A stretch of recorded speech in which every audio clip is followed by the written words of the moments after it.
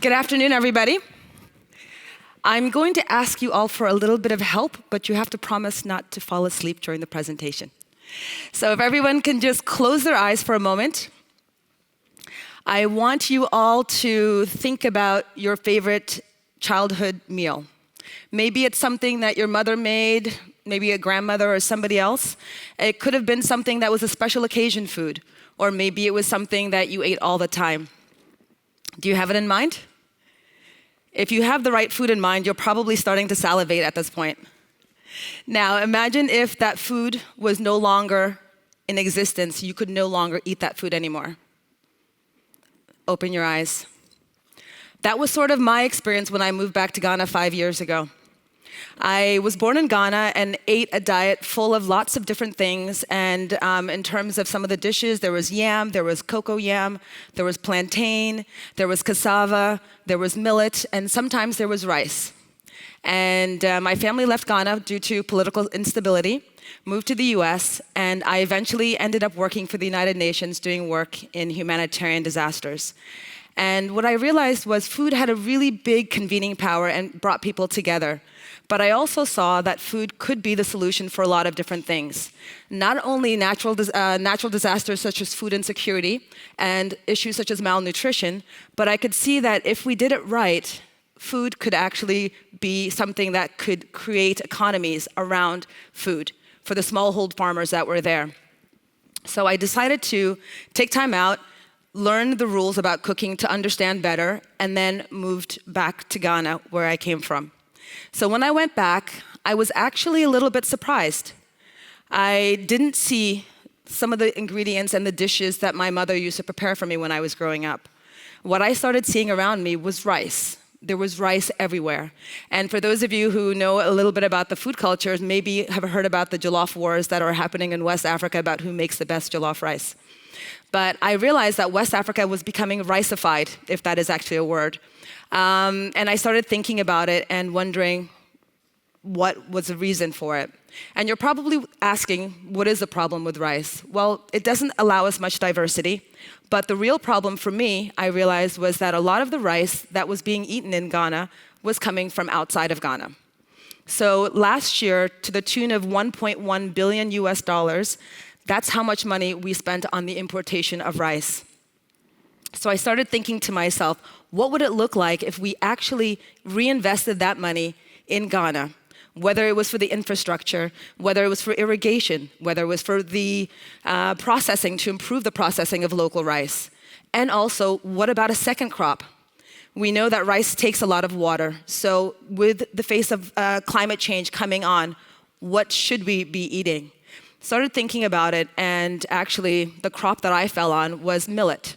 Millet does well when there's rain, when there's no rain. Millet also provided protein. And so I said to myself, okay, I'm gonna champion millet. So every chance I got, I talked about millet, and I also got my team to start thinking about millet. On our first try, we made a dish, and it was mango season. So we made a salad, a fresh salad.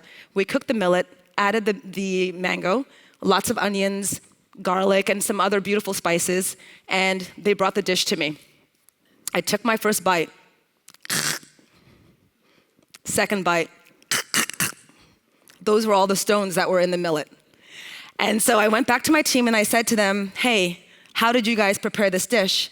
And they gave me the information. They laid it out, took the stones out, rinsed it, and then prepared it. So I told them they'd missed a lot of the stones. And I was trying to figure out how to do this, and I remembered one of my cousins who grew up in the northern part of the country. So I called her up and I asked her, you know, how do you clean millet? What do you do? What's the process? She said, come on over, I'll show you. So I went over there, she taught me how to do it, and then I came back to the kitchen and I said, hey guys, we're gonna clean millet. My team's looking at me, they're like, this Ghanaian who speaks with an American accent, what's she gonna teach us about our food? So I told them to get 2 calabashes, a big one and a small one. The big one was filled with water, the small one I used to pick up the millet. So basic science, displacement, right? You've got water goes in, the lighter items come out, the heavier ones stay in. And like magic, we had a bowl full of stones. And so that's how we started preparing the millet.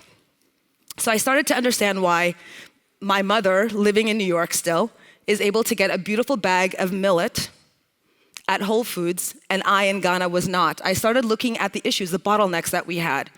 On the demand side, in terms of the consumers, they weren't buying millet because who has time to clean millet like this? If you've got 2 kids or 3 kids at home and you're on your way back getting stuck in traffic, you're not gonna take the time to clean the millet. You're gonna go for a bag of imported rice, possibly. Maybe you don't have a lot of recipes. All the local recipes that are really popular using millet are using millet in its ground form. Because as my cousin said, you don't die from the stones when they're ground. So I realized that also you couldn't pick it up in a grocery store. You actually had to go to the market to buy it and then go through this whole cleaning process. So on the demand side, no one's interested. Now let's look at the supply side. You're a farmer, you're cleaning the millet and you're thrashing it on the ground because actually, at the end of the day, not that many people are interested in getting that millet. They're now switching over to corn because they're getting fertilizers and subsidies to grow the corn to feed animals, not to feed humans. So I started thinking through what could the possible solutions be. And as I've been working, trying to promote and push it, there's a lot more work that needs to be done. We need to look at the demand side, getting procurement by the government, getting other people to think about what kind of behavior change is required. And on the supply side, there's a lot of work that needs to be done on improving processing.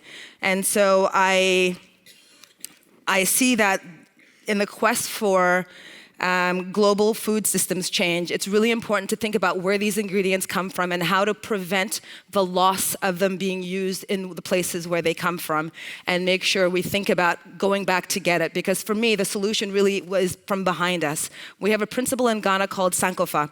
And with Sankofa, it means going back to get it. And I think that there are a lot of us that are here that can help and support. So who's here and ready to join me on this journey? Thank you.